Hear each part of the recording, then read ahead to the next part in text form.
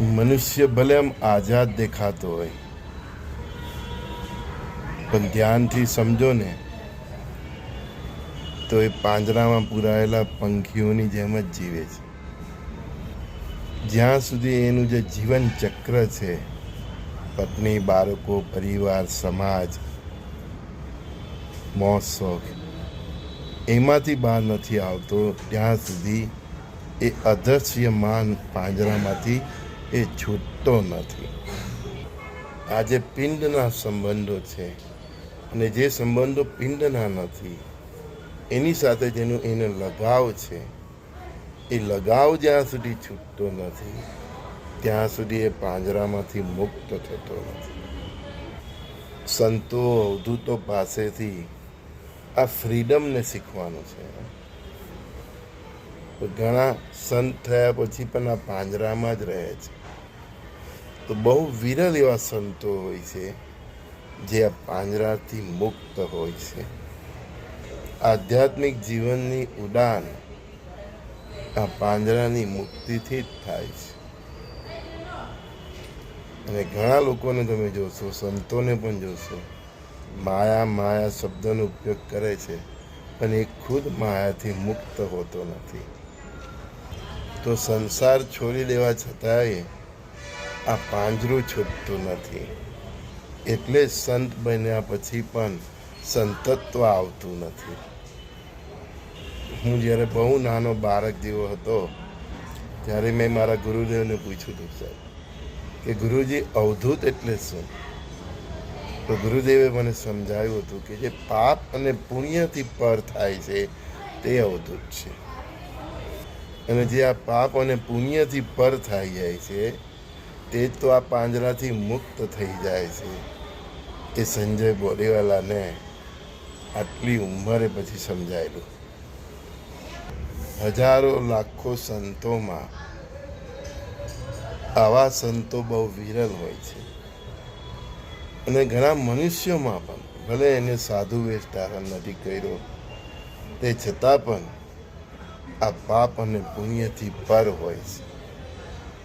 અને જે મનુષ્ય અને સંતો, ફકીરો આ નથી સમજતા તે જ વાડાઓમાં વહેંચાયેલા છે.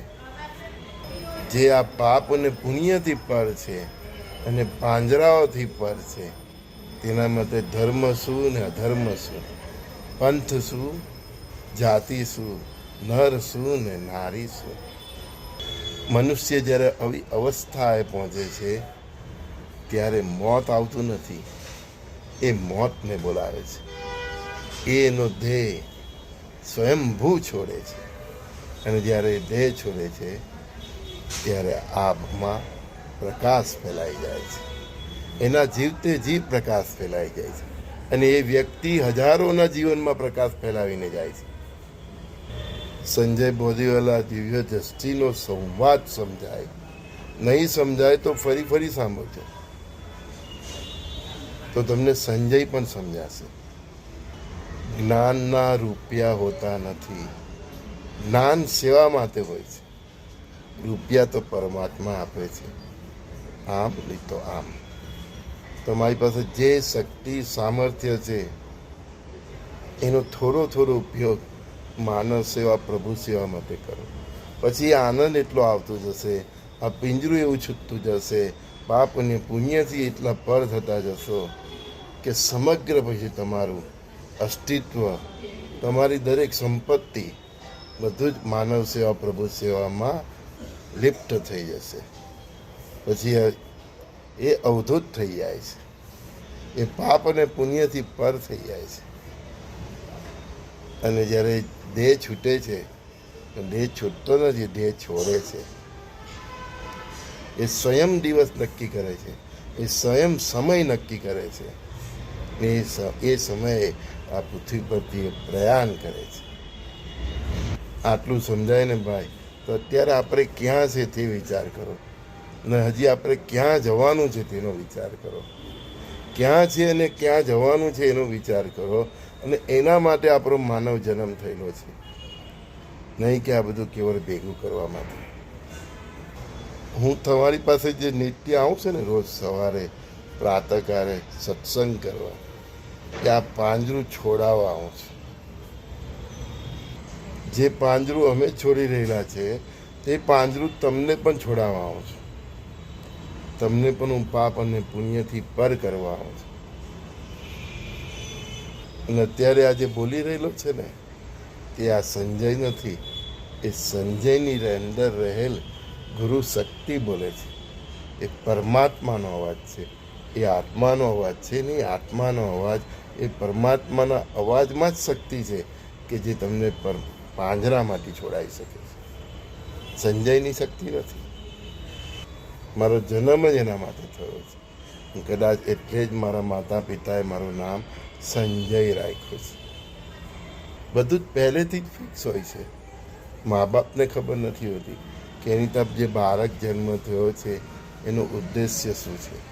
રોજ સવાર પડે ને ભાઈ, એક વસ્તુનો વિચાર કરો કે હવે બચ્યા કેટલા, એટલે કે હવે જીવનમાં આયુષ્ય કેટલું બાકી રહે. 20 વર્ષ, 30 વર્ષ, 40 વર્ષ. રોજના 12 કલાક તો ઊંઘવામાં જાય, 6-8 કલાક તો આ બધી દુનિયાની 6-8 કલાક તો દુનિયાની ભાગજનમાં જાય. મારી પાસે આ નથી ને મારી પાસે તે નથી, અને એનું ભેગું કરવામાં જાય. ખુદની સાથે રહેવા માટે કેટલો સમય રહે છે. એ સમય સમજાય તો આ પાંજરામાંથી છૂટશો ને. આપણે મુસાફર છીએ. જન્મ થયો ત્યાંથી આપણી મુસાફરી ચાલુ થઈ છે. અત્યારે આપણે ટ્રેનમાં જ છીએ. અને અંતિમ સ્ટેશન કયું છે? આપણું અંતિમ સ્થાન, જ્યાં જે જગ્યાએ આપણા અંતિમ સંસ્કાર થાય છે. એની બિટવીન આપણે જેટલું ફરીએ છીએ ને એ મુસાફરી છે. એ મુસાફરીમાં તમને જે પણ મળે એ મુસાફરીના તમારા સાથીઓ છે. જેમ આપણે ટ્રેનમાં અમુક સમયમાં તો આપણે અમુક લોકો સાથે દોસ્તી થઈ જાય એના જ. ભાઈ કોની સાથે લડવું, કોની સાથે ઝઘડવું, બધાનું એક જ સ્ટેશન છે. કયું? જ્યાં તમારી અંતિમ ક્રિયા થાય છે. મુસ્લિમ હોય તો દફનાવી દેવામાં આવે છે, હિન્દુ હોય તો જલાવી દેવામાં આવે છે. બધાનું સ્ટેશન તો એક જ છે, પણ સમજાય તો ને. આપણે ખુદ પાંજરામાં છીએ ને આપણી મૂર્ખતા એવી કે આપણે ઘેરે એક પાંજરું લઈ આવે છે. પોપટ, અંદર પક્ષી, બધા જુદા જુદા. મ્યુઝિયમમાં જઈએ છે, ત્યાં મ્યુઝિયમની અંદર વાઘ, સિંહને જોઈને ખુશ થઈએ છીએ, જુદા જુદા પક્ષીઓને જોઈને ખુશ થઈએ છીએ. અરે ભાઈ, તું ખુદ પાંજરામાં છે. આ જોવાની જ્યાં સુધી દ્રષ્ટિ ન આવે તો પાંજરામાંથી મુક્તિ ક્યાંથી? કોઈ દિવસ એ વિચાર્યું કે સોનાનું પણ ખાઓ છો, 100 રૂપિયાની ડીશ ખાઓ છો કે 5000 વાળી ડીશ ખાઓ, બધાનું એક જ ગતિ થાય છે, નરક જ બને છે. જ્યુસ પીએ કે પાણી બને, બધું નરક જ બને છે. ભગવાન તો તમને દેખાડે છે, પણ આપણે સમજતા નથી.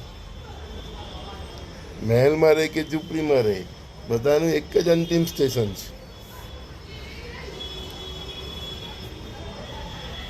પાંજરામાંથી મુક્ત થાય. ચાલો ત્યારે સંજય બોરીવાલા દિવ્ય દ્રષ્ટિના પ્રણામ. બજરંગ બલી પણ આવી ગયા.